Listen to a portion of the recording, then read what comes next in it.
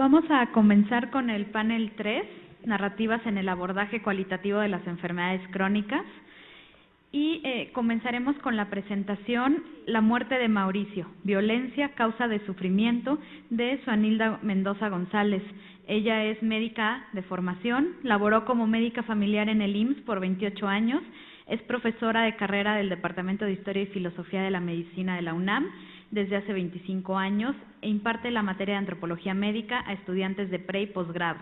Ha sido profesora invitada en temas afines en escuelas de estudios superiores nacionales e internacionales, autora de 2 libros, diversos artículos y capítulos sobre temas de antropología médica e interculturalidad. Es miembro del Sistema Nacional de Investigadores desde 2004 y sus temas de interés son el proceso salud-enfermedad-atención en población indígena, la medicina tradicional, la migración, el proceso reproductivo, cáncer cervicouterino, violencia y proceso salud-enfermedad-atención. Muchas gracias.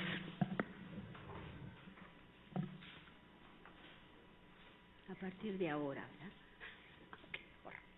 Bueno, buenos días a todos y todas.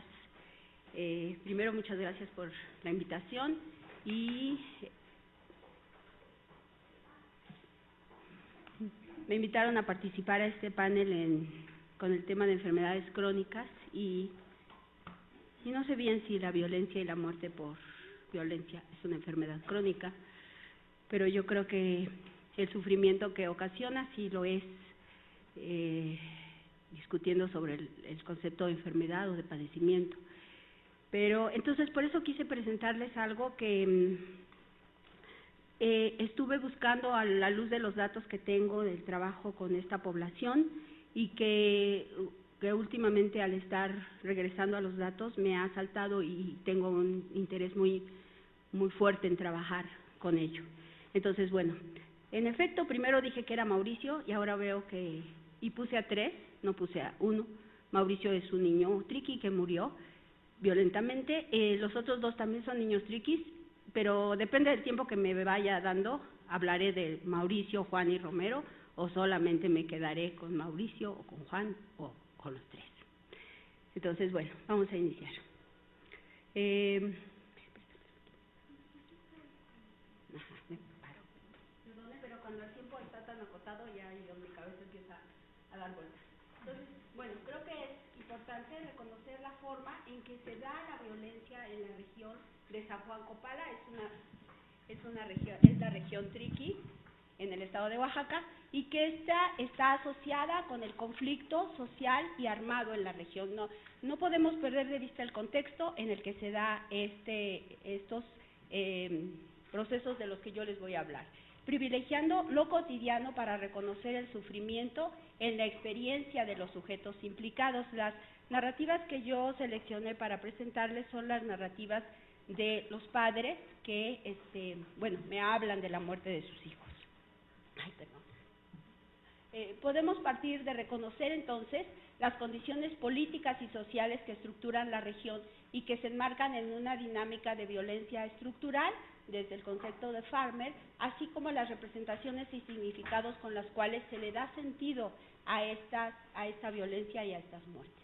Entonces, bueno, yo me inicio preguntándome cómo experimenta la violencia que ocasiona la enfermedad o la muerte de un hijo, cómo entender no solo la violencia, sino el sufrimiento y las diversas formas como se presentan para su uso social.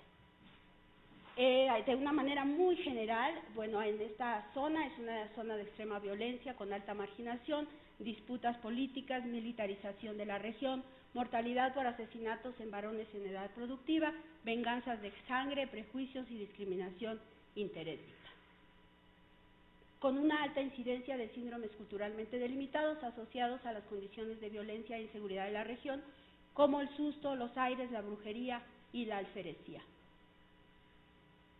Ya, regresa al anterior, por favor. Bueno, con este contexto les voy a leer la narrativa de una de las madres. A Mauricio lo mataron porque andaban buscando al maestro Juan. Él estaba en el comité de la iglesia en Copala. Como había reunido mucho dinero en la colecta, la gente del norte había juntado 3 millones. Ese dinero lo mandaron a nombre del maestro.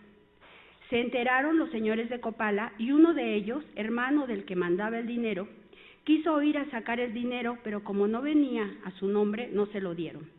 Se enojó bastante. Le avisaron al maestro que fuera a recogerlo. Cuando venía con el dinero, lo encontraron los señores. Le dijeron que ya sabían lo que había recibido, que lo repartiera. Mitad para el templo, mitad para ellos. Él se enojó bastante y les dijo que no. De ahí le agarraron bastante muina. Un día en la tarde mandé a mi hijo a que llevara café a su papá a la iglesia. Cuando venía de regreso, antes de entrar a la cocina, ahí nomás lo estaban esperando. De arriba de la cocina le dispararon. Como estaba oscuro, no distinguieron que era mi hijo y no el maestro, porque venía vestido del mismo color. Yo estaba dentro de la cocina cuando tronó el cohete. Cuando salí, ahí nomás lo encontré, tirado con el pecho todo destrozado. Le dieron en el mero corazón. Cuando lo velaron aquí en la casa, gente de Copala casi no vino a la casa. La gente que mandó ayuda fue de Rastrojo y Yosoyusi. Ellos también mandaron sacar al maestro de Copala y se lo llevaron a la ladera. El padre que estaba en la iglesia mandó pedir permiso a Oaxaca para enterrar a Mauricio en la iglesia, porque era niño y había muerto asesinado. Ahí en el atrio de la iglesia, a un lado del Señor, ahí está enterrado. Después de que él murió, empezaron a haber muchos problemas, muchos muertos por todos lados. Mataron a 5 en una camioneta de Sabana, otros en Coyuchi, otros en Tilapa. Y así por todos lados se sabía que mataban. Toda la gente decía que era porque como mi hijo estaba ahí donde estaba Padre Jesús y había muerto sin culpa, siendo niño, Padre Jesús estaba muy enojado y mandaba este castigo. Este es el testimonio de la madre de Mauricio. Pero también su padre me narra algo. Mauricio tenía 11 años. Lo mataron con un arma a las puertas de la casa, frente a la vista de su madre, y por equivocación del asesino, ya que su intención era asesinarme a mí. Confundieron al niño y le dispararon casi a quemarropa. Y lo mataron instantáneamente. En ese periodo estaba comisionado como tesorero de las obras de restauración de la iglesia. Había recibido el apoyo de una señorita del estado de Puebla que financiaba este tipo de obras religiosas y la participación comunitaria de casi todos los barrios y los migrantes en diferentes partes del país y en Estados Unidos. La cantidad de dinero que había recaudado era mucha y estaba a disposición del comité y del tesorero para ser administrada. Esto ocasionó que algunos compañeros y grupos de las comunidades se sintieran con el derecho de querer disponer del dinero, pero yo no acepté sus tranzas. Se vengaron en mi hijo. Los paisanos mandaron mucho dinero de Estados Unidos y fueron a recabar cooperación a México. Entonces los del PRI querían que les regalara dinero de la cooperación, mitad para la iglesia y mitad para ellos, pero yo no quise. Fue que ellos me buscaron problema y me quitaron mi dedo chiquito. Después de esto, toda la familia tuvo que salir de Copala y nos fuimos a Carrizal por miedo a ser perseguidos. A partir de este momento, hubo que tener medidas para evitar ser sorprendidos por el enemigo. Ya la abuelita sacó medida, dice que su medida sale bien. Ahora no va a haber problema conmigo. Juan. ¿Cuánto tiempo llevo? Bueno, entonces les voy a leer la narración de otro hijo de esta misma familia. A Juan le dio una enfermedad bien fea, la alferecía. Como Juan estaba trabajando en un rancho muy lejos, teníamos que pasar un tramo muy largo caminando. Habíamos ido a Putla y de regreso pasamos ahí nomás en el camino a donde habían matado a un señor. Todavía estaba ahí tendido y ahí pasamos juntos con el nene. Apenas llegábamos a la casa, empezó a llorar y llorar, torcía su cuello, no comía nada, todo lo sacaba por su boca. Juan me mandó de regreso a Putla para llevarlo a curar y estaba esperando con el doctor Raúl para que nos diera consulta cuando me encontré con un maestro también de Copala. Me reconoció y me preguntó, ¿qué hacía? Le dije que mi nene estaba enfermo y que lo llevaba al doctor. Él lo vio, como ya era señor mayor y muchos nenes había tenido, luego conoció que era alferecia, lo que tenía mi nene, y que eso no iba a hacerse remedio que lo viera el doctor. Me dijo que él conocía a una señora que sabía curar de ahí de Putla, era espiritista. Ahí lo llevamos. Ella lueguito que vio a mi hijo dijo que era aire muy pesado el que le había caído, y como era chiquito, luego lo enfermó, que si no lo curaba, luego iba a morir. Lo limpió con un huevo, con alcohol y un manojo de hierbas. Estuvimos en su casa por 4 días, porque le preparaba un té para tomar y hierbas para bañarlo, pero con eso enderezó su cabecita. Ya quería comer y hasta estaba menos llorón. Así fue como estuvo, pero después de eso se complicó y se murió.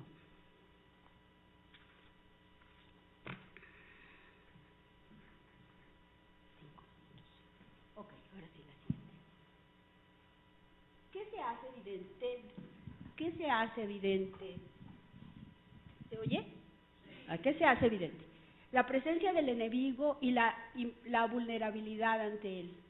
La región de Copala es insegura, pero es la tierra donde se vive. Hay un ambiente de inseguridad material y sobrenatural. La envidia es generadora de violencia, las relaciones y las emociones están ahí. La ingesta de alcohol es algo que los hace más vulnerables.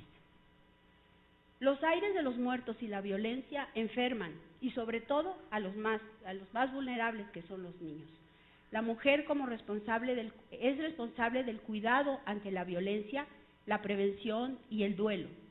Son los hombres adultos los más expuestos a la muerte violenta, pero eso no deja fuera a los niños.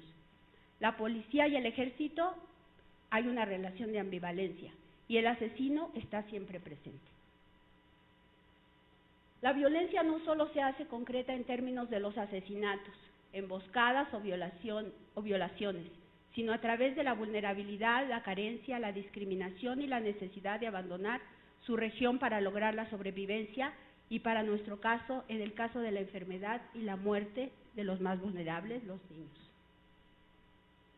Los usos sociales de desde donde la violencia y estas narrativas podrían ser analizadas, reflexionadas. Las narraciones de violencia son espacios de resignificación y resistencia. Es algo que está presente siempre en la población, siempre. Los muertos, los asesinatos, las enfermedades asociadas con esto surgen en los discursos. A través de ellas se han organizado y han habido organizaciones tanto políticas como comunales, y permite relacionarnos con el sufrimiento del otro, compartirlo y acompañarlo. Es un fenómeno producido de forma activa e incluso administrado racionalmente por el Estado. Las políticas del Estado oaxaqueño nos obligan a constatar que los factores políticos y económicos configuran la distribución del sufrimiento en esta región. Muchas gracias.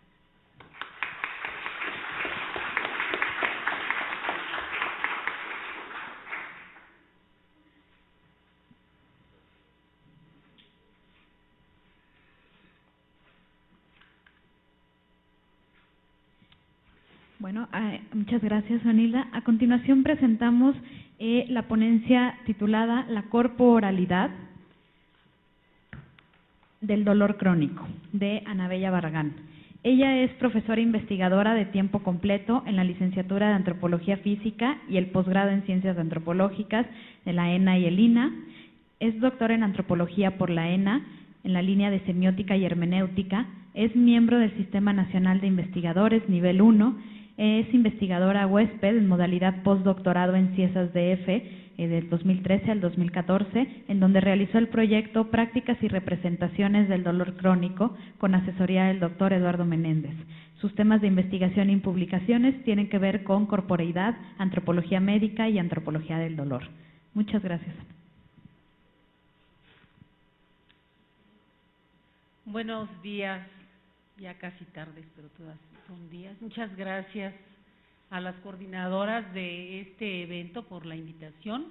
Me da mucho gusto estar aquí con la doctora Jamuy y bueno, haber escuchado al doctor Moscoso es un privilegio para mí, soy una lectora de sus textos y agradezco también a los asistentes, de manera particular a la doctora Josefina Ramírez. Bueno, este es un trabajo que no voy a presentar una narrativa muy extensa, sino más bien una selección de narrativas, ¿no? ¿Qué le pasa?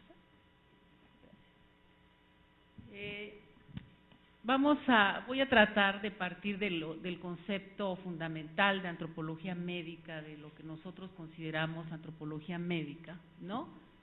Donde el doctor Eduardo Menéndez nos ha enseñado que finalmente las problemáticas de salud son problemáticas estructurales en todas las sociedades y sí, hemos escuchado tanto al doctor Moscoso como a la doctora Suanilda cómo las cuestiones económico-políticas son fundamentales en el contexto de la salud y la enfermedad. El eje teórico de la antropología médica que hemos aprendido a partir de la propuesta de Eduardo Menéndez aquí en México y su particular manera de construir y enseñar la antropología médica es precisamente el proceso salud, enfermedad, atención, aunque él ahora le agrega prevención y yo diría que también la muerte, ¿no? Este sistema opera en cualquier tipo de sociedades, como hemos visto ya algunos ejemplos, y yo voy a tratar de partir de un esquema criticable tal vez, ¿no?, de la antropología como un sistema comunicativo desde la perspectiva de Geertz en la antropología posmoderna, donde se recupera digamos, la cultura como texto, la vida vivida como un texto, ¿no? Entonces, finalmente, la cultura denota un esquema históricamente transmitido. Las representaciones y las prácticas sobre cualquier aspecto de la cultura se transmiten socialmente. La herramienta metodológica que yo utilizo es el análisis a partir de la metodología cualitativa y intento de alguna manera recuperar las voces de los sujetos de investigación. Pero esta narrativa, ¿no?, la he aprendido a partir de las lecturas de diversos autores, ¿no?, desde los años 80, en antropología física, fue donde yo empecé a trabajar la cuestión de la corporeidad, el cuerpo como un texto, el cuerpo como el estar en el mundo, y finalmente esa temática, digamos, se fue cuajando, fue madurando con varios investigadores en antropología física, José Luis Vera, Josefina Ramírez, la misma Marta Rebeca Herrera, el Javier Lizárraga, etcétera, que muestran cómo el cuerpo, finalmente el cuerpo experiencial, es una propuesta también teórico-metodológica dentro de la antropología física. Y ahora que estamos dentro de esta perspectiva de las ciencias en las que se intenta borrar los límites disciplinares para construir más bien un diálogo multidisciplinario e interdisciplinario, la corporeidad puede verse desde múltiples perspectivas para reconstruir finalmente a partir, en este caso de las narrativas, la experiencia de vida de las personas. La experiencia, desde la perspectiva de Dilthey, pero desde la lectura de Víctor Turner, ¿sí?, es una secuencia de acontecimientos y un acto de retrospección creativa en el cual se adscriben significados a los eventos y esta experiencia significa también experimentación sobre un saber y un hacer. Esto tiene que ver con una lectura performativa de la experiencia y tal vez ahí hay una tensión teórica entre las representaciones y la performatividad, ya que la performatividad pues es una manera contestataria contra, digamos, las representaciones. Sin embargo, creo que yo todavía no soy capaz de separar nítidamente las representaciones de la performatividad, pero pues en eso ando, ¿no? tenemos que ubicar, digamos, el dolor crónico, qué tan importante es. Se hizo una encuesta en Europa, en varios países de Europa, con 25.916 personas adultas mayores de 18 años, de 18 a 65 años, en 15 centros hospitalarios, y se determinó que el 20% de estas personas habían padecido en los últimos 6 meses dolor crónico. En Japón era de 12 a 13%, con más o menos la misma metodología, y en Brasil y en Chile más o menos también a partir de la metodología de entrevistas telefónicas, el 31 y el 33%. En México, a pesar de que no existen datos fehacientes, la doctora Briste señala que hay un 16.8% de prevalencia de dolor crónico en la República Mexicana, y en el Instituto Mexicano del Seguro Social, al menos el 5% de individuos que acudieron a consulta en centros de atención familiar, ¿sí?, tienen dolor crónico, más o menos el 5%, y las principales afecciones el dolor de espalda, ¿no?, las enfermedades osteoarticulares degenerativas, ¿no? El trabajo que yo he realizado ya hace casi 20 años, luego uno lo piensa y dice, ya hace mucho tiempo, ¿no?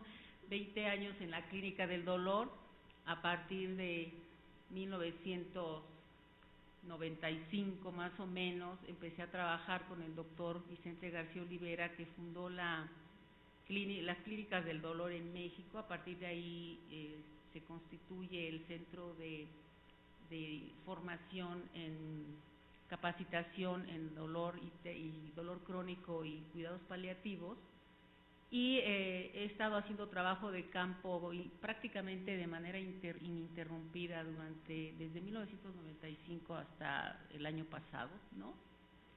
Y los tiempos en que yo he trabajado ahí han sido variables, desde una semana, un mes, 2 meses, 15 días, etcétera, ¿no? Entonces, las clínicas del dolor tienen el objetivo de atender los dolores crónicos que no remiten con los tratamientos, digamos, tradicionales o comunes, ¿no? El objetivo que tengo ahora, pues, es precisamente mostrar las narrativas, un análisis de la que sigue, por favor, las narrativas, ¿no? Entonces, a partir de la observación de entrevistas a un grupo de un equipo multidisciplinario, que es una de las premisas de las clínicas del dolor. Los equipos son multidisciplinarios para atender el dolor. Entonces,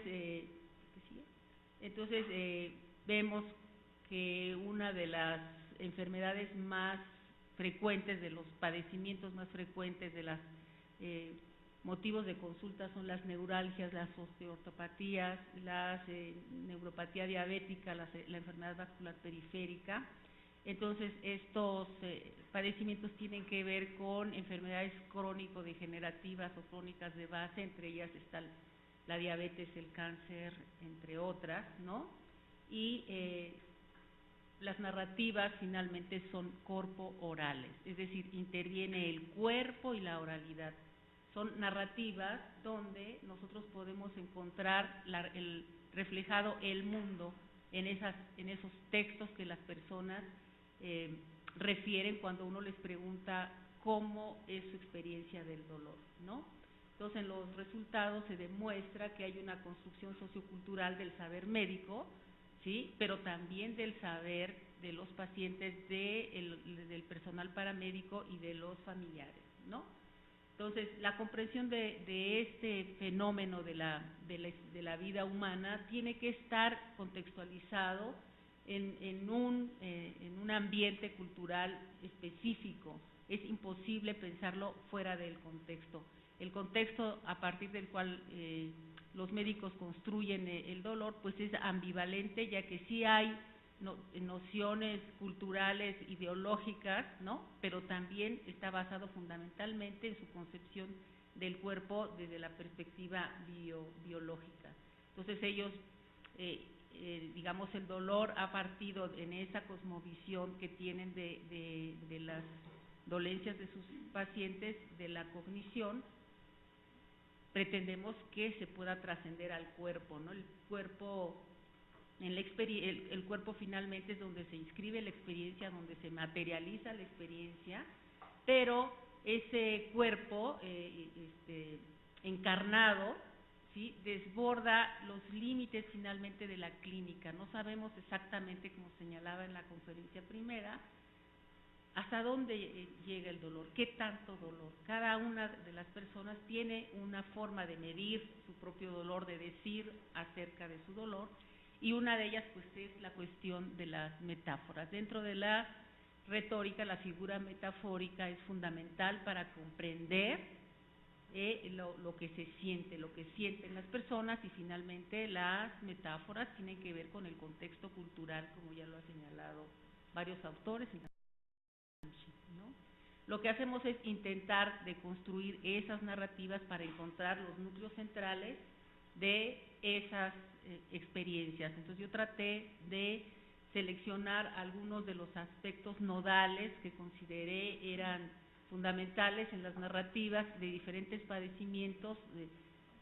Esto tiene que ver precisamente con específicamente con algunos padecimientos, sin embargo, por el tiempo los hice de manera muy general, donde las personas hablan de las sensaciones, y nosotros podemos encontrar el núcleo sobre las sensaciones. Hablan como si tuviera un hueso atravesado, como si me enterraran un bisturí, como si me estuviera quemando, como ardoroso, me molesta muchísimo, como una quemada. Es decir, el dolor neuropático se ha tipificado como un dolor intermitente, ¿no?, y quemante, ¿no? Entonces los pacientes también señalan precisamente una de estas cualidades del dolor neuropático y hablan de la magnitud. Algunos dicen es insoportable, es para gritar, para matarse, y depende también del contexto en el que estén viviendo la manifestación corporal del dolor.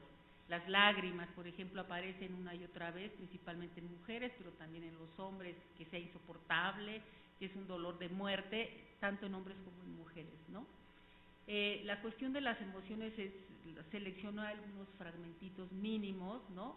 Ellos, qué sentido, cómo construyen esa dolencia, ¿no? Es una dolencia que les da tristeza, se sienten angustiados, es un dolor que ya no aguantan, me agüito, dicen, es decir, me siento triste, me siento prácticamente dejado, ¿no?, de este mundo, ya no me da vergüenza tener tanto dolor porque no puedo trabajar, no puedo hacer las cosas que normalmente hacía, es insoportable, es el peor dolor que he tenido, ¿no? Entonces ellos muestran, digamos, la angustia en las narraciones, ¿no? Entonces los diferentes narrativas que podríamos seleccionar, por ejemplo, en la cuestión de las entrevistas con los médicos. Si tengo un paciente, un hombre joven que tiene dolor abdominal, pero es manipulador, le duele todo, llora, se queja, de esos que sufren y sufren. Yo necesito conocer el dolor, ¿no?, para saber qué órgano está afectado. Cuando le digo lo de su esposa, automáticamente deja de llorar. Yo me he fijado que una parte importante es su dolor y otra sus emociones. Es decir, la médica quiere el dolor físico, el dolor de a de veras. Sin embargo, el sufrimiento, la pena está presente. La verdad, por eso me da coraje, dice uno de los pacientes al que le hemos llamado Uriel, ¿no? Me da coraje porque no puedo desarrollar mi trabajo como debe de ser, tengo los pies morados, inclusive un tiempo se me estaban poniendo negros, pero ya me di cuenta, y como soy muy afecto a la medicina naturista, inclusive ahorita sigo tomando pastillas naturistas para la circulación, esas me quitan lo negro, etcétera. Es decir, el ir y venir a diferentes medicinas, en los diferentes modelos médicos, ¿no? Es verdad, el dolor lo tiene allí, o sea, dice un neurocirujano, ¿no? Pero también el dolor implica a la familia, a los hijos, a la pareja, a los vecinos, a los compañeros de trabajo. Es decir, el dolor se socializa, ¿no? La medicina tradicional es en forma de herbolaria, la encontré prácticamente en el 91-92% de los pacientes que he entrevistado. se utilizan diferentes tipos de plantas de diferente origen, se utilizan en forma de té, de platos, de jugos, de agua de uso, etc.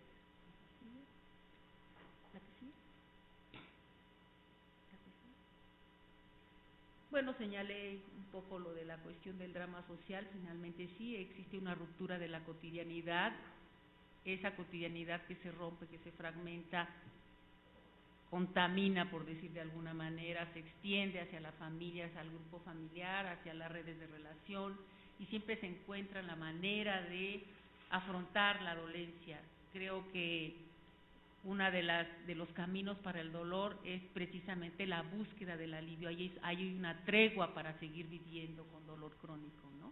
Y finalmente hay una reintegración o no, o sea, pero el drama social no es un camino unilineal, sino que podemos estar en un momento donde se empieza a encontrar el tratamiento, se empieza a disminuir el dolor, pero puede haber una exacerbación del dolor y volver otra vez con otro padecer distinto.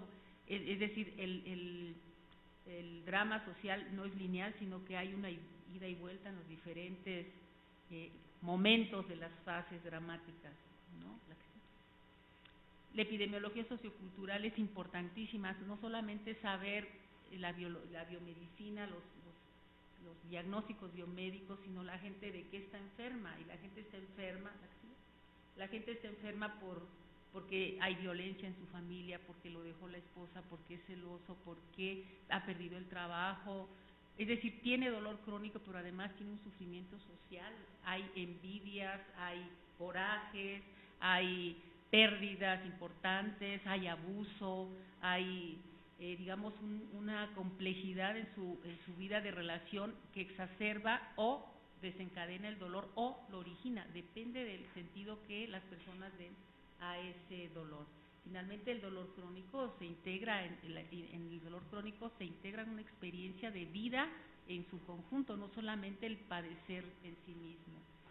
Entonces, el dolor crónico establece diversas relaciones, y no solamente con la biomedicina, sino con los síndromes de filiación cultural, con los cuidadores, que hemos dejado de lado tanto la antropología como la biomedicina, aunque se empiezan a retomar los cuidadores de los enfermos crónicos.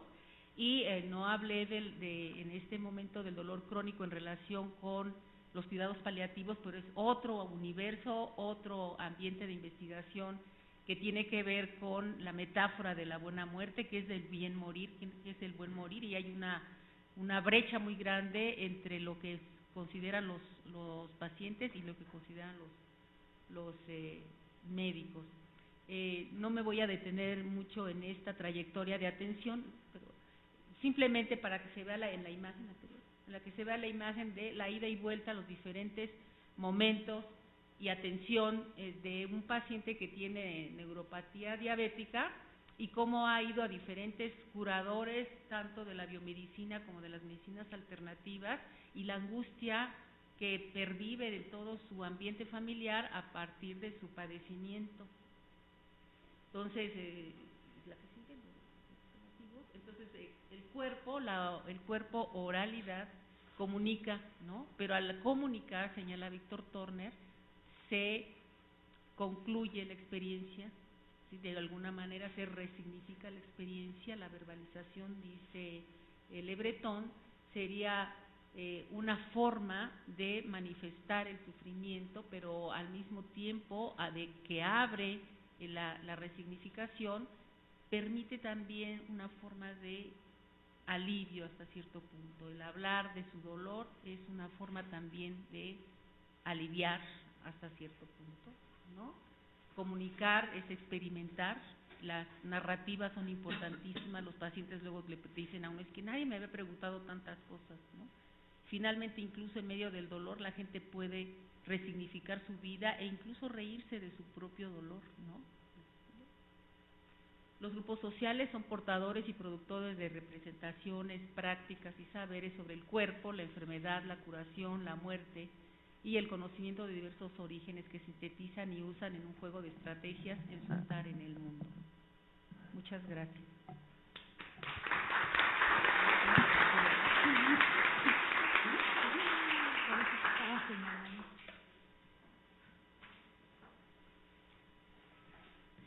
Bueno, agradecemos la ponencia de Ana Bella y pasamos a la siguiente ponencia titulada Vivir con cáncer desde la transexualidad, de María del Carmen Calderón. Ella es licenciada y maestra en Psicología Clínica por la UNAM, doctora en Antropología por el Instituto de Investigaciones Antropológicas de la UNAM y trabaja actualmente en el Servicio de Oncología del Hospital General de México como coordinadora del área de psicooncología y coordinadora de investigaciones psicológicas del hospital. Muchas gracias. Buenas tardes o buenos días, creo. Quiero iniciar igualmente agradeciendo al doctor Paulo su invitación a participar en este evento. Trabajar en el hospital, en un hospital tan grande y de tercer nivel y en el área de oncología, nos coloca ante el abordaje de una serie de pacientes que nos sorprenden cada día más. Les traigo la narrativa de un caso que sorprende desde sus inicios. Este fue un caso que rompió muchos paradigmas, que se dio en un contexto hospitalario con un enfoque biomédico y que rompió el hecho, la creencia de que el cáncer y todo lo que detona el diagnóstico de padecerlo lleva a estados emocionales de una manera baja, con depresión y con toda una serie de reacciones ante el proceso adaptativo. Este caso en particular rompió muchos de esos paradigmas.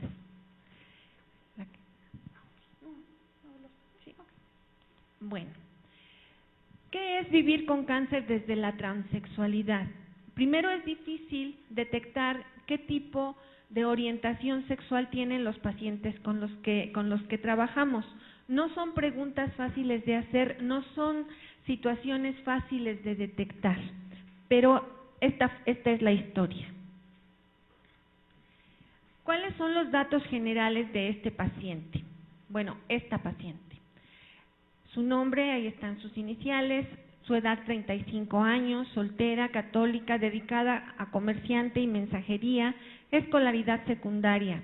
El diagnóstico que prevalecía en el expediente, carcinoma ductal de la mama izquierda, más trastorno de identidad de género o alteración psicológica de género.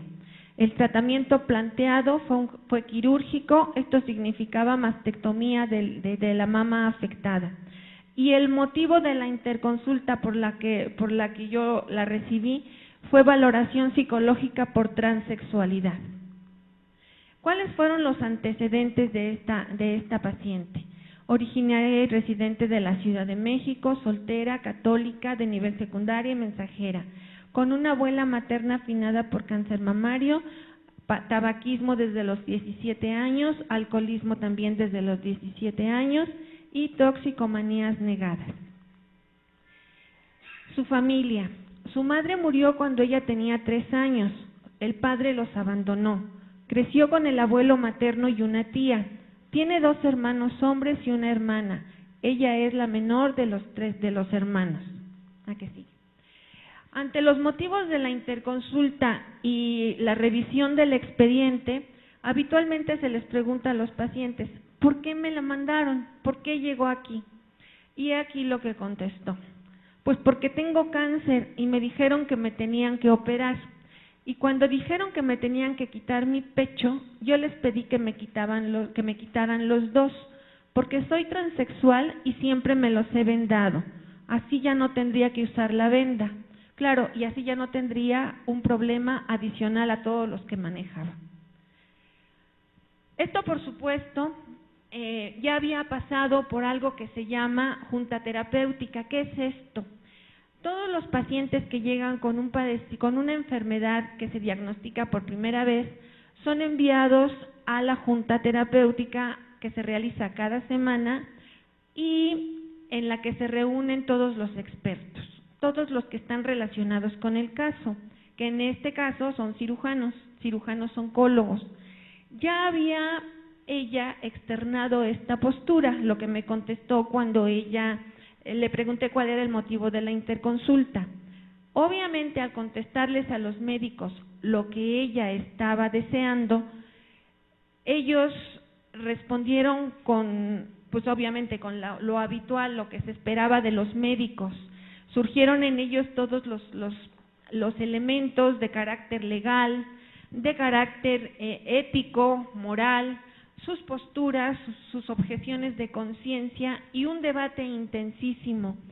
Obviamente que unos estaban a favor, otros estaban en contra, y rompió por completo la armonía a la que siempre se llega, porque las guías médicas están establecidas y determinan qué es lo que se tiene que hacer en cada caso. Este caso todavía en ese tiempo todavía no estaba la reacción que se suscitó a partir del boom de Angelina Jolie. Este caso se dio en 2010 y todavía no estaba esta vorágine de todas las pacientes que quieren mastectomizarse bilateralmente o que lo están llegando a sugerir.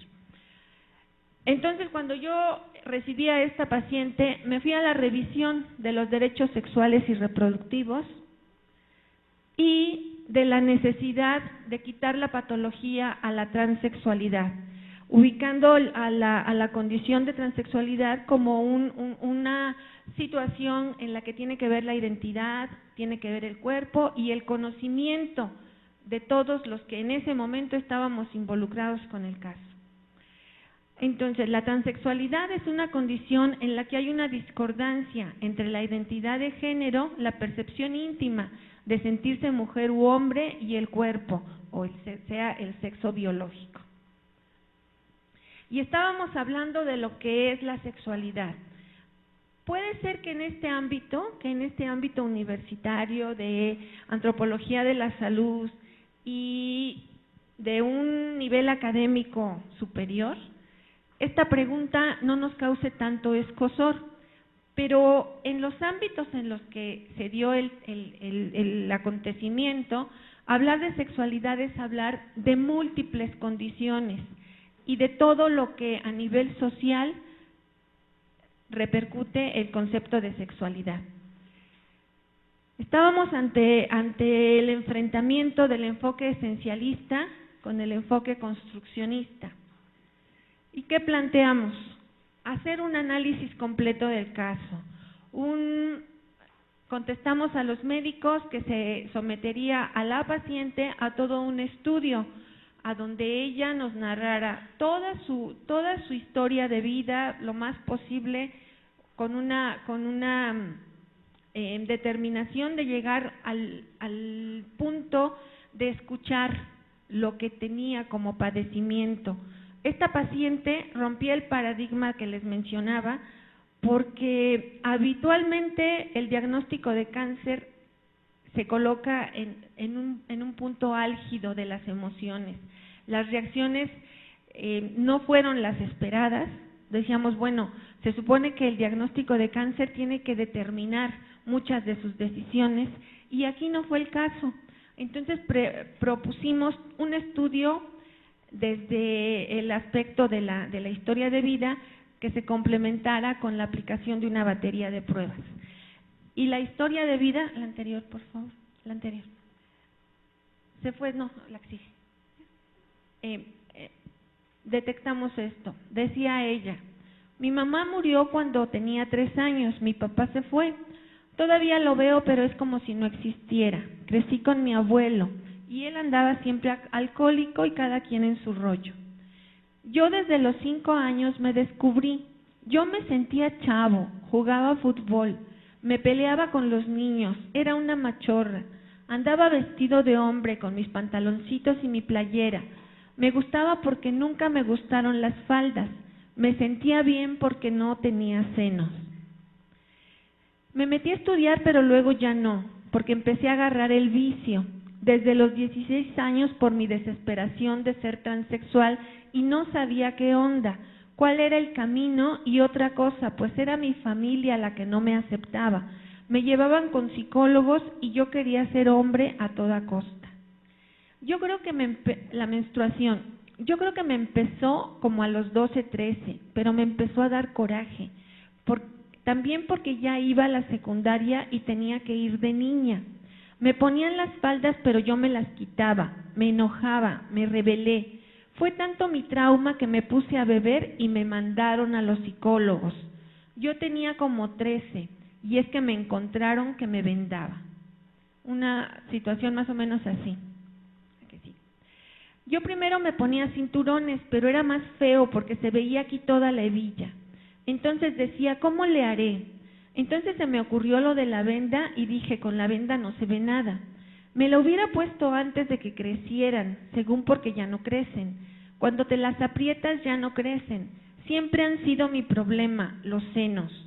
Los senos siempre me dieron coraje. De hecho, mi cuerpo siempre me frustró, pero más los senos. ¿La que sigue? Cuando me encontraron vendándome fue un escándalo familiar y me llevaron a los psicólogos para que me ayudaran a cambiar. Pero los psicólogos hacen lo que dice la familia, porque a toda costa me querían cambiar como mujer. Y yo dije, no, porque yo no soy mujer. O sea, yo hice todo cuando ellos me empezaron a atacar y yo dije, pues voy a beber. Mi familia me amenazó, decían que me iban a encarcelar, pero me hubieran dicho, oye, ¿qué te pasa? No que siempre, no, te vamos a encarcelar. Es más, me quitaban la venda y yo decía, ¿por qué no mejor se sientan y me escuchan como persona, ¿no? Hasta que encontré a una psicóloga que le dije, mire, yo soy hombre, y ya me dijo que se lo dijera a mi familia. Mi tía que me cuidó me entendió, me decía, te vamos a respetar. Está mal por lo católico, pero tú dependes de ti. Otra tía me dijo, no estás bien, pero ahora sí que es tu vida. Si eres feliz, aviéntate. Otra tía es moderna y dijo, órale, pues está bien. Pero hay unos que sí, otros que no. ¿Cómo le digo? Hay mucha gente homofóbica, mucha gente que sí te va a entender, mucha gente que te va a decir, vete a un psiquiatra o vete y arrepiéntete en la iglesia porque te vas a ir al infierno. A los transexuales y homosexuales se les juzga peor que al ratero. Ese sí se va a ir al cielo, aunque sea ratero y mate. Pero yo veo que a los transexuales y a las lesbianas y todo eso se les está tachando de lo más peor, más que a los anormales. Su cáncer. Inicia desde los 17 años aproximadamente con la presencia de una tumoración en la mama izquierda de crecimiento lento y progresivo, acompañándose de dolor ocasional. Estando en protocolo de estudio para terapia hormonal con andrógenos, acude a la clínica Condesa, en donde se le diagnostica el nódulo mamario palpable izquierdo, por lo cual es referida al Hospital General. Se le aplicaron toda una serie de pruebas, la que sigue. Sí, todos los resultados de la valoración psicológica coincidía con el sentido de la historia de vida. La que sigue, para que nos apuremos. Y llegamos a la conclusión, la que sigue, por favor, la que sigue. Hasta ahí. ¿Cuáles fueron las sugerencias de manejo con lo que la remitimos a la consulta para la nueva junta terapéutica donde se tomaría la determinación del caso? Se trata de un caso de conflicto de identidad. Se vive a sí misma como hombre desde su infancia. Vive como hombre y se relaciona sexualmente con mujeres. Su aspecto lo identifica como tal. Para él, la mastectomía bilateral le ayudaría en la consecución de su objetivo, vivirse en un cuerpo de hombre. Los conflictos que presenta son el resultado que origina la inadecuación en la que vive. Se sugiere la realización de la mastectomía bilateral. ¿Qué contestan en el expediente los médicos? Estamos de acuerdo con la realización de la mastectomía bilateral, ya que se cumplirán dos objetivos: cumplir los deseos de la paciente y disminuir el riesgo de recurrencia contralateral. Se comenta con la paciente que estos procedimientos son irreversibles, está consciente y asume la responsabilidad. Y la paciente, con su puño y letra en el expediente, anota: se me han explicado los riesgos de la mastectomía bilateral y sé que es un procedimiento irreversible. Bien, se le realizó la mastectomía bilateral, ella se convirtió en él, siguió con la terapia hormonal en la Clínica Condesa. Las veces que volvió a acudir, las notas del expediente reportan que el riesgo de recurrencias y el cáncer local desaparecieron por completo. Esto nos colocó ante otra pregunta. Bueno, la satisfacción que él obtuvo al mastectomizarse bilateralmente propició que el cáncer desapareciera. Nos quedamos así.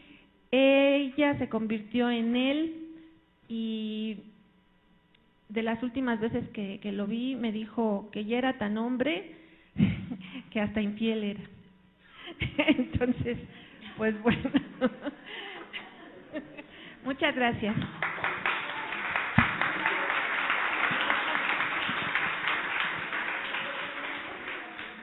Muchas gracias a María del Carmen Calderón. Para culminar esta mesa tenemos la ponencia La influencia de los saberes en la construcción narrativa de la persona con complicaciones crónicas por diabetes mellitus tipo 2, que presenta Tomás Loza Taylor. Él es médico cirujano, egresado de la Facultad de Medicina de la UNAM, especialización en Medicina Interna por la Facultad de Medicina de la UNAM y maestro en Ciencias Sociomédicas con especialidad en Antropología en Salud, de aquí del posgrado en Ciencias Médicas, Odontológicas y de la Salud. Actualmente trabaja como médico especialista en Medicina Interna en el Instituto Mexicano del Seguro Social. Es aspirante al doctorado en Antropología Física en la Escuela Nacional de Antropología e Historia. Sus líneas de investigación se relacionan con la construcción sociocultural de las enfermedades crónicas, principalmente de la diabetes. Muchas gracias. Muchas gracias. Buenos días. Yo voy a platicar un poco de la influencia de los saberes y la construcción narrativa en las personas. La que sigue, para contextualizar, este estudio se realizó, en Coatetelco, es una localidad del estado, en el municipio de Miacatlán, en el estado de Morelos, y hay que poner en cuenta que pues en esta localidad hay cerca de 8,000 personas, es una zona lacustre. Principalmente hay agricultores o campesinos, jornaleros, pescadores, comerciantes, trabajadores de la construcción, y también existe, bueno, pues como ya habían dicho anteriormente, en este pueblo pues existe una gran violencia estructural, política, simbólica, una inequidad social importante y una pobreza, ¿no? También, o sea, bueno, este estudio se realizó en el periodo de 2012 a 2014, ¿no? Yo le llamo esto la mayoría del saber para poner como una manera introductoria, en que, bueno, pues todos sabemos que la diabetes mellitus pues es ahora una de las principales causas de muerte junto con las enfermedades cardiovasculares. En la población mexicana existe una prevalencia del 9.2%, eso significa que 7 a 8 millones de personas padecen esta enfermedad. Sin embargo, esta apreciación epidemiológica es muy parcial, ya que la medicina oficial no toma en cuenta otras formas de morir y otras formas de enfermar, como son las enfermedades derivadas de la cultura, las enfermedades emergentes, a la violencia y al alcoholismo, ¿no? Y sin duda, si se tomaran en cuenta, se reconfiguraría completamente el panorama epidemiológico, y pondría en serias dudas lo que es la transición epidemiológica, y por qué no, en las mismas palabras de Hilario Rossi, que en un seminario en 2013 convendría hablar más de una renovación epidemiológica.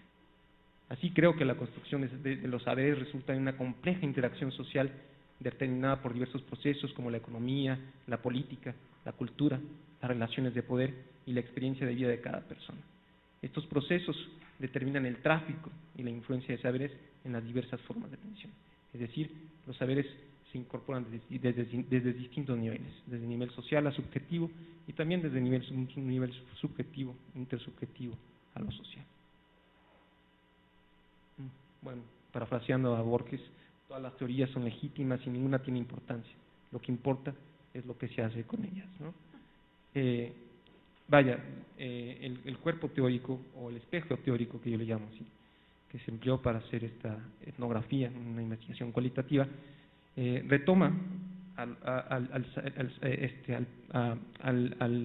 la descripción realizada por el postmodernismo francés, principalmente Lyotard, en el cual destaca que existen dos tipos de saberes. Por un lado, el saber narrativo y por otro lado, el saber hegemónico o científico, ¿no? El saber hegemónico se gesta dentro de las instituciones sociales que administran el discurso y el conocimiento para reproducir las prácticas sociales en forma de metarrelatos. El discurso el discurso también va a estar constituido por el dominio de sus objetos materiales e ideales, permitiendo a los actores tomar una posición para poder relacionarse con estos. Y por otro lado está el saber narrativo.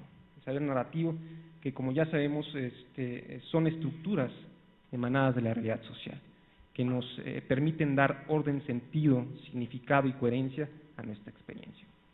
Dentro del saber, el sentido narrativo, que se equipara al sentido común, podemos encontrar discursos, representaciones, emociones, pensamientos, conductas. Es decir, un sinnúmero de elementos que constituyen la acción social, como los éxitos y los fracasos de los actores, que constituyen también, la creación de mitos, también la expresión de la ideología y de las creencias. Es decir, las narrativas siempre admiten una pluralidad de lenguaje, su estructura se fija en el mundo empírico, tienen un ritmo determinado, un pulso, un latido, con periodos regulares en el tiempo, ¿no? También se retomó a la teoría de Michel Foucault, el saber y poder, en la cual, es que es evidente que saber y poder tienen una relación íntima y estrecha, y que su acción, esta articulación, establece una respuesta en el colectivo, ¿no? Así que al ejercer el poder, se crean objetos de poder. Se retoma también a la teoría de modelos explicativos de Clement Young, en la cual se destacan las categorías de enfermedad subjetiva,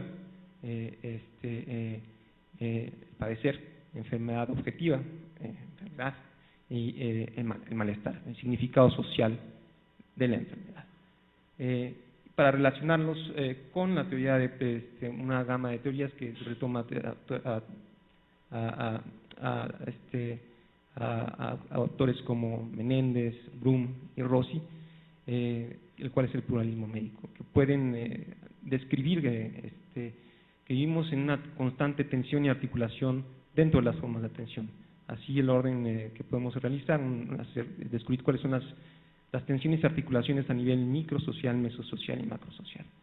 Brevemente, la pregunta era, ¿cuál es la influencia de los saberes entre los curadores de las diferentes formas de atención y cómo influyen las narrativas del padecer de las personas afectadas con complicaciones crónicas por diabetes mellitus tipo 2? Así creo que la biomedicina influye en la generación de nuevos saberes, de nuevos objetos de saber. Estos siempre son aprendidos por las personas afectadas y sus familiares. Al incorporarse un saber distinto, representa una nueva forma de estar y por lo tanto reconstituye el orden narrativo de las experiencias de las personas. De acuerdo con esto, también los afectados aprovechan las prácticas más innovadoras de la medicina científica, como ultrasonidos, glucómetros, tomografías, etcétera, para ver y mirar adentro de su cuerpo. Y lo curioso aquí es que los médicos son desplazados por los actores en los cuales yo entrevisté, para ellos obtener más fácilmente un diagnóstico. Esto se puede entender que hay una forma de empoderamiento de las personas, o también existe una oferta mucho mayor y que el médico no es, el biomédico no es más necesario, ¿no? Pero lo cierto es que la monopolización de la eficacia se ratifica, tal vez por las estructuras sociales en las que estamos viviendo, donde la estructura económica puede hacer mucho más asequible la oferta. Así, la cadena de transmisión de saberes resulta ser una interacción social constante que sigue transmitiendo y enriqueciendo los saberes desde la interpretación subjetiva de los actores, pero también imponiendo y desacreditando otros saberes. Los saberes se renuevan constantemente y están marcados con el peso de la historia. Sin embargo, al ser aprendidos por los actores, entran en un proceso de transformación para poder ser comprendidos, por lo que son integrados a estructuras de comunicación vigentes como son las narrativas. El curador biomédico como un locutor de la hegemonía. Bueno, pues es evidente que los saberes de la atención biomédica son creados desde el seno del conocimiento positivista, pero la verdad es que no siempre es así. El curador biomédico en su atención centra su discurso en términos biológicos, pero también en ocasiones transmiten saberes que no necesariamente devienen de este saber. Saberes que regulan y normatizan la vida de las personas con respecto a un deber ser aprendido e incorporado por sus propias experiencias de vida y por el medio social donde se desenvuelve. Y también los cuidadores biomédicos no son los únicos locutores de la hegemonía. Los médicos tradicionales, los médicos alternativos complementarios son nuestros transmisores del saber, ¿no? Por ejemplo, en el relato que nos demuestra Erlinda la curandera, que nos dice: en mi caso, no trato de darle solución a un diabético. Mi intención es decirle qué es lo que padece y darle los pasos que va a seguir, porque también es necesario llevar un control de medicina alopática como naturista.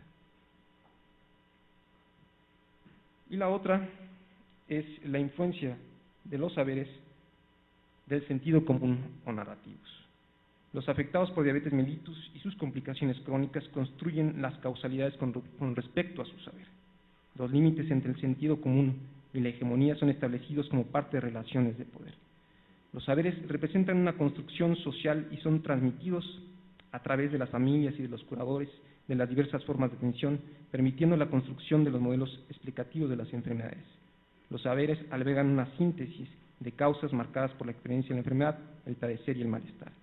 Las causas son un punto importante para la noción explicativa de las enfermedades, como nos comparte don César, que se puede ver que en su relato menciona 4 causas. Uno es el susto, otro dice es el refresco, otro la obesidad. Las diversas lógicas que residen en la autoatención pretenden dar sentido y rumbo a los padecientes.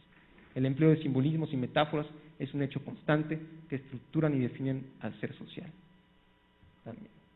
Bueno, brevemente, y para terminar, que quedan 5 minutos, voy a relatar lo que es la vida de Cintia en su trayectoria de padecer. Cintia, que tenía 58 años cuando yo estuve compartiendo con ella en Coatetelco, y que falleció en noviembre de 2013, comenzó su enfermedad a los 42 años, después de haber visto una persona armada en su casa. De ahí, según ella, viene la enfermedad después de un susto. Ahí comienza con orinadera y sed. Posteriormente se le detecta diabetes mellitus en el centro de salud y comienza a la par un tratamiento tanto de medicina tradicional, autoatención y medicina biomédica. Posteriormente, a pesar de que del tratamiento, la enfermedad progresa, disminuye, se pierde su vista. A pesar del tratamiento también, de todas las formas de atención, pierde la vista, acude con el oftalmólogo, quien decide operar el otro ojo. Y desafortunadamente, al operar el ojo bueno desde la percepción de Cintia, se queda en la penumbra y en la sombra. Posteriormente pisa una brasa, desarrolla una infección y le amputan todos sus dedos. Así Cintia queda, no puede caminar, no puede ver y queda excluida en su casa. Bueno, posteriormente, al asistir a una consulta normal en el centro de salud, el médico le detecta falla renal y le dice: usted tiene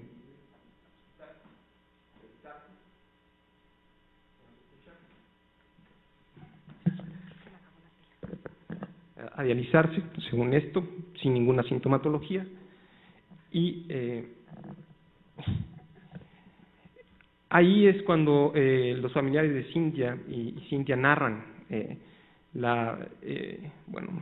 desespero de estar hospitalizado, las posibilidades terapéuticas que les están ofreciendo, y deciden, bajo su propia noción y bajo su propio saber, que no van a realizarse diálisis, se van a su casa y en su casa empieza a sentirse mal.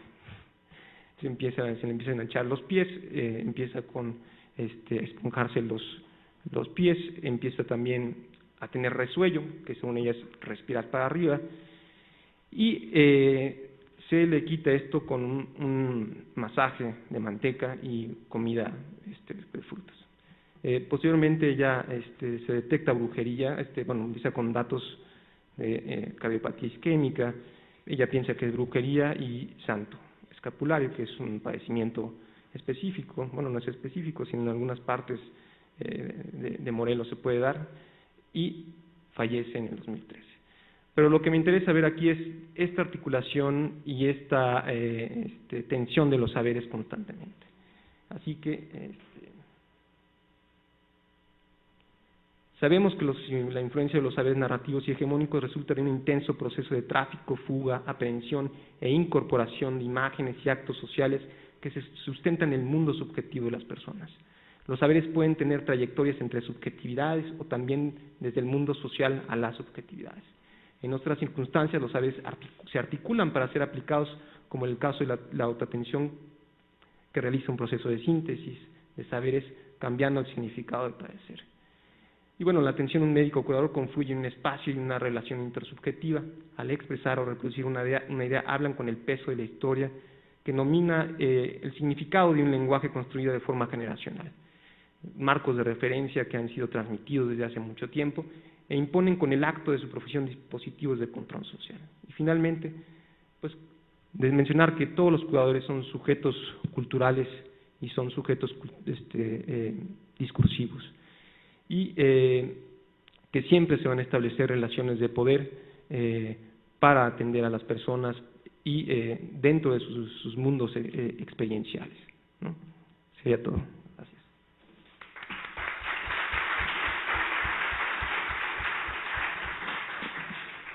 Muchas gracias, Tomás. Con el tiempo un poquito apretado, vamos a dar tiempo para, ¿les parece bien? 3 preguntas y después responden los integrantes de la mesa. Sí. Buenas tardes. Yo soy médico, soy psiquiatra y he trabajado un tanto porque hice una especialidad en terapia sexual, entonces quería referirme al caso de la doctora Calderón y comentar algunas cosas. Creo que en medicina y en nuestro pleito, pocas veces, más bien como obligatorio, no se dan materias de sexualidad humana. Y esto deriva en que, por ejemplo, este caso que presentaba, que me pareció súper interesante, me llama la atención que, primero, él no se volvió hombre por haber sido sometido a la cirugía, sino ya era un hombre trans desde el momento en que consulta allá, ¿no? Y eso es bien importante porque el médico debe respetar esa decisión o ese sentimiento de él de haberse sentido hombre. Luego, pues también tenía gusto por las mujeres y era en ese sentido totalmente heterosexual. ¿Por qué? Porque él es un hombre trans. Y pero muy probablemente, ¿qué pasó con la terapia hormonal? Porque él había estado sometido a terapia hormonal, ya había ido a la clínica Condesa a recibir un tratamiento. Entonces, muy probablemente esto, además de sus antecedentes genéticos de familiares, fue lo que desencadenó finalmente el cáncer. No lo sé, pero era un factor bastante de riesgo. Y entonces preguntar, porque me pareció muy curioso que a él le sale bien, ventajoso, tener finalmente un cáncer que le permite pues quitar los senos, ¿no? Y quitar esa parte de la mujer que el hombre trans detesta tanto, ¿no? Pero por el otro lado, y el padecimiento de su enfermedad. ¿Y qué va a pasar si él continúa tomando? Porque, le quitaron los senos, pero tiene sus genitales femeninos. O sea, ¿qué pasa? Y además va a estar sometido, muy probablemente él seguirá sometido a una terapia hormonal, o no lo sé. Entonces, ¿qué va a pasar con esta parte de él? Por un lado, de su transexualidad, estoy totalmente de acuerdo, muy importantemente, pero también, ¿qué va a pasar en el sentido de que, bueno, después de un tiempo, me parece que unos 5 años, pues se les dice que están ya libres de la enfermedad, del cáncer, pero en el caso especial de este paciente, ¿cómo tomó él? Qué bueno que me van a quitar los senos, pero pues tengo cáncer, y ese cáncer pues tiene que ser continuamente tratado, ¿no? Vigilado. No se va vigilado. Bueno, justamente por eso el caso en ambos sentidos llamó la atención. Habitualmente se habla del gran impacto a todos los niveles, primero emocional e individual de la persona a quien se le detecta, y a nivel social, a nivel familiar, a nivel laboral. En todos los aspectos, un diagnóstico de cáncer detona una explosión, una bomba, porque la persona cambia por completo su vida, se dedica al tratamiento y al abordaje en el sentido que se vaya a dar del cáncer. Y justamente esto fue una reacción completamente distinta. Esto rompió con esa línea de reacción ante un diagnóstico de cáncer. Él o ella en ningún momento antepuso el diagnóstico de cáncer como el centro de su asistencia. Sus consultas conmigo ella llegaba feliz porque sabía que había encontrado a alguien que lo había entendido y que estaba a punto de facilitarle el desprendimiento de los órganos que le causaban tanto conflicto. Y ese era su objetivo. Para él, como si tuviera una gripa o como si tuviera, no sé, una enfermedad ni siquiera crónica, una enfermedad infecciosa que se le iba a quitar al desaparecer los senos. Eso fue lo diferente.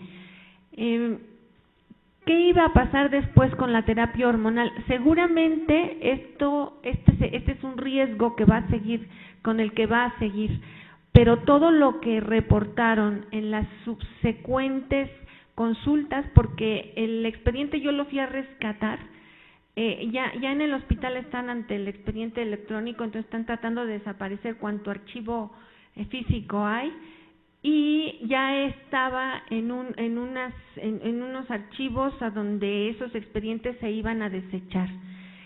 ¿Qué quería decir esto? Que ya es un paciente que rebasó los límites las citas de vigilancia, y en todas las últimas notas había la nota de no existencia de recurrencia tumoral, no AT. Y bueno, como él se vivió ya sin cáncer, dejó de ir a las consultas.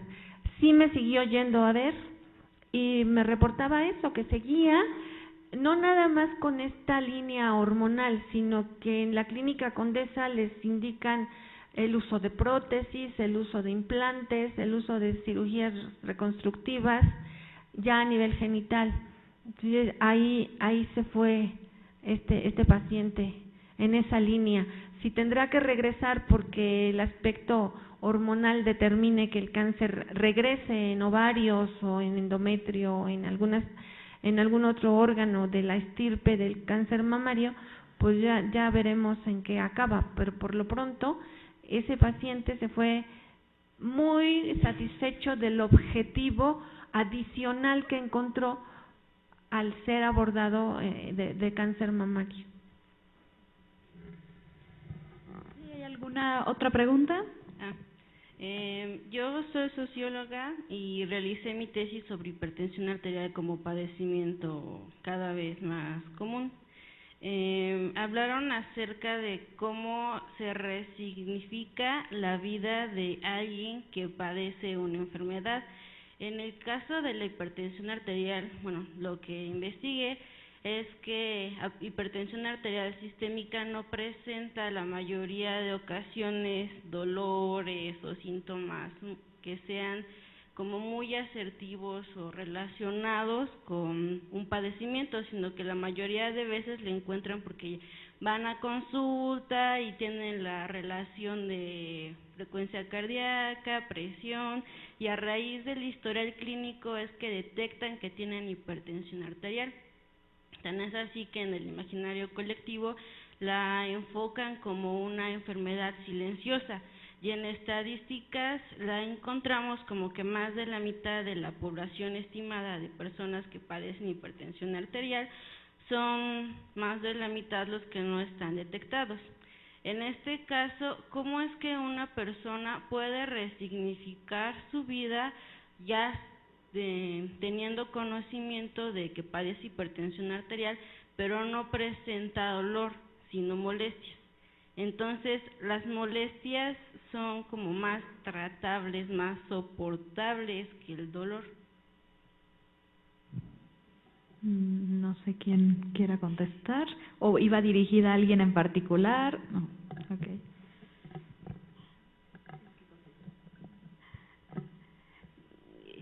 Yo creo que lo que llamamos molestias y que desde el punto de vista clínico afectará a los sujetos dependiendo de muchas condiciones, o sea, cuando hablamos de padecer y de padecimiento, hay una serie de elementos que determinan las diferencias, si eres hombre, mujer, si tienes una actividad determinada o estás en la casa o no. Pero creo que en especial en el caso, como tú lo señalas, de la hipertensión arterial, en donde la mayoría de las veces la gente se hace un diagnóstico por una toma y donde en ese momento se pone una categoría, se pone una etiqueta. El médico o la enfermera o la que esté ahí, pero fundamentalmente el médico, que es el que da el diagnóstico, pone una etiqueta al paciente, y el paciente entonces tiene que pensar ahora qué hago con él, no solamente con la presencia de un síntoma o una molestia, sino todo lo que implica y las normas que se le aplican en el momento de un tratamiento, ¿no? O sea, tienes que hacer, primero que no puedes hacer y que sí puedes hacer. Y entonces, dependiendo del sujeto, va a haber todo un movimiento desde cómo me vivo ahora como enfermo. Cuando entré a consulta no lo era, todavía no había una etiqueta que estuviera puesta ahí, que a fin de cuentas eso es un diagnóstico, ¿verdad?, lo que se pone en una clasificación, y cómo todos estos datos van a ser vividos.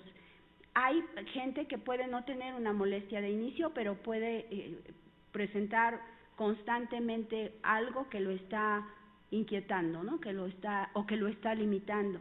Dependerá mucho del sujeto cómo vive esta experiencia, no más allá de llegar, como Ana Villa nos lo comentó, a un dolor, ¿no?, del tipo que ella está estudiando, pero el tener todo el tiempo algo que te está molestando siempre, o en picos, o a lo mejor en los momentos que tú necesitas más la atención, estar ahí presente, creo que eso mueve la vida de los sujetos, ¿no? Es lo que yo podría comentar. Rápidamente pasamos a la última pregunta. Buenos días. Bueno, un comentario y una pregunta. Obviamente la narrativa está muy apegada a la relación y comunicación médico-paciente. Es interesante que en Cuba una consulta dura entre 30 y 45 minutos. Tienen muy buena relación médico-paciente, pero no hay comunicación. El médico oye al paciente, pero no lo escucha. Solo toma aquellos aspectos que le interesan para construir su enfermedad y lo atiende, no lo escucha. En este sentido, también lo que decía la doctora Sonilda, he visto no solamente en cubanos, sino en varios pacientes de Latinoamérica, que el paciente como diabético no se considera diabético hasta que el médico no lo convierte en diabético. Hasta ese momento es una persona que está agotada, que suda mucho, que tiene hambre, que toma mucha agua, pero no está enfermo, se siente mal. Cuando va al médico, el médico lo convierte en diabético, y es uno de los conflictos que comienzan a tener estos pacientes. En este sentido, más me gustaría saber, desde esta postura, cómo concluye tu trabajo. ¿Qué conocimiento te aporta a la relación médico-paciente las narrativas de este paciente? Bueno, evidentemente para mí ha sido un cambio abismal, un cambio de 180 grados. Yo soy médico especialista en medicina interna, laboro en un hospital de segundo nivel, y después de haber regresado de esa experiencia, no lo dije, pero cambió mi perspectiva personal, mi propia experiencia, y podía relacionarme mucho mejor con las personas. Me parece que hay que aprender a escuchar. Yo no lo hacía, yo no escuchaba. Yo también veía en términos biológicos a las personas. La idea que tenía cuando fui a Coatetelco era controlar a las personas con diabetes mellitus. O sea, yo iba en una idea muy ingenua. Me parece que la narrativa me cambió a mí, y por lo tanto transformó, pues pude hacer una transformación ontológica, o sea, de mi ser, y me parece que eso impacta en mi atención, en la forma en que yo, en mi acto terapéutico. También un poco resaltando lo de la diabetes y las enfermedades silentes, yo sí regresaría a la pregunta si la diabetes es una enfermedad silente, si la hipertensión es una enfermedad silente, o es una enfermedad silenciada, o qué es, por qué no se pueden expresar algunos síntomas que se tienen desde antes, cuando de repente nosotros decimos, no, pues no, ¿qué le pasa? No pasa nada. En muchas ocasiones, inclusive he revisado pacientes en el hospital ya con severa dificultad para respirar, y le pregunto, ¿qué le pasa? Y ellos me dicen, no me pasa nada. Entonces, sí, trataría de cambiar la forma de ver las enfermedades silentes. Me parece que por lo menos reflexionar con respecto a eso. Bueno, pues agradecemos la participación de los ponentes y también sus preguntas para realizar esta mesa. Voy a entregarles sus constancias y como vamos un poquito apretados de tiempo, pues únicamente dejaremos solo 5 minutos para arreglar la mesa y pasar a nuestro siguiente conversatorio, perspectivas metodológicas en el análisis de las narrativas.